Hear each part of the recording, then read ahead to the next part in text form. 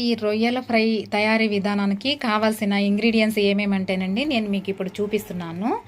ముందుగా కూర మనము పొయ్యి మీద వేసేటప్పటికి ఇవన్నీ కూడా రెడీ చేసుకొని పెట్టుకోవాలండి. ఇది పచ్చి రొయ్యలు వచ్చేసి 2 కేజెస్ తీసుకొచ్చారండి మా హస్బెండ్. 2 కేజెస్ తీసుకొస్తే ఇవి పెద్ద రొయ్యలు కావటం వలన వలిసేటప్పటికి ఇంత కేజీ వచ్చాయండి. అందులో వేస్టేజ్ అంతా పోను కూడా.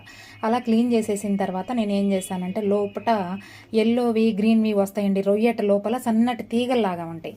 అవన్నీ కూడా మనము నీట్గా తీసేసి క్లీన్ చేసిన తర్వాత ఉప్పు పసుపు వేసి 2 టైమ్స్ అయితే క్లీన్ చేసుకోవాలండి. అలా క్లీన్ చేసిన తర్వాత ఇలా పెట్టినవే 2 కేజెస్ తీసుకొస్తే 1 కేజెస్ వచ్చాయండి. ఇలా పెట్టుకుని ఈ రొయ్యలు తర్వాత మనం ఏం చేయాలంటే ఇది రొయ్యల కూరలోకి ముందుగా ఆనియన్స్ పచ్చిమిర్చి కట్ చేసి పెట్టానండి. లాస్ట్లో గార్నిష్ కోసము కొత్తిమీర కూడా అలా పెట్టుకున్నానండి. తర్వాత మనకి ఇందులో కావాల్సిన ఇంగ్రీడియంట్స్ ఏమేమంటే అల్లం వెల్లుల్లిపాయ పేస్ట్ అండి.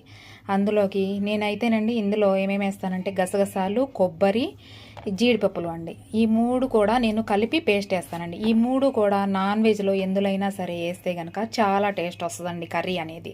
ఈ గసగసాలు, ఎండి కొబ్బరి, ఇదేంటి జీడిపప్పు అండి. ఈ 3 వేస్తే కనుక ప్రతి కర్రీ కూడా మటన్లో కూడా చాలా టేస్ట్ వస్తుందండి. మటన్ కర్రీ కూడా ఇప్పుడు నేనైతే రొయ్యల ఫ్రై కూడా వేస్తానండి. ఇంకా మనకు కావాల్సింది ఇందులో ధనియాలు, చెక్క, లవంగాలు అండి.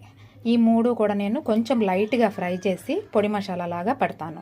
లాస్ట్లో కర్రీ మొత్తం అయిపోయిన తర్వాత నేను అందులో గార్నిష్ చేసేసి పొడి మసాలాతో గార్నిష్ చేసేసి ఈ కొత్తిమీరతో కూడా గార్నిష్ చేసేసి లాస్ట్లో ఇక కర్రీ అనేది నేను ఆపేస్తానండి. అక్కడితో మనకి ఫ్రై అనేది కంప్లీట్ అవ్వడం జరుగుతుంది. ఇప్పుడు నేను కర్రీ స్టార్ట్ చేస్తాను, చూద్దాం రండి.